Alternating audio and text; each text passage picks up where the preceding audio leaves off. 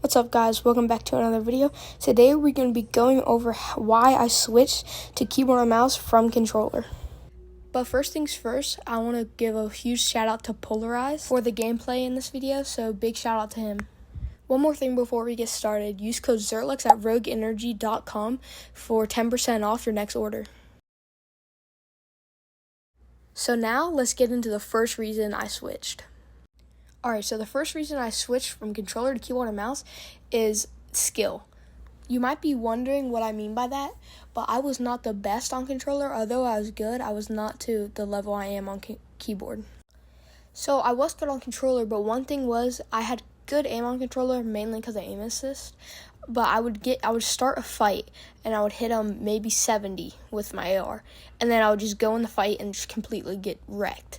And the reason for that is because I didn't have good edits, piece control, building. All I had was aim. So in my mind, the only option was to switch. So now let's get into the second reason.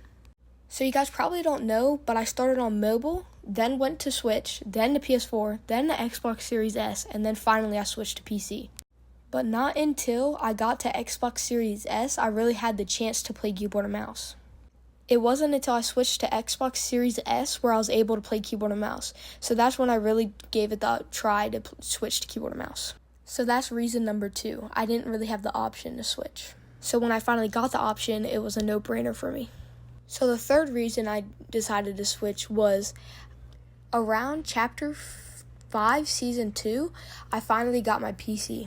Which before I switched to PC from Xbox, I hadn't really made up my mind of which one I wanted to play on permanently, so it was either controller or keyboard and mouse. But once I finally got my PC, I didn't have a choice because my controller was at my dad's house. So I was forced to kind of play keyboard and mouse, but on a higher FPS rate.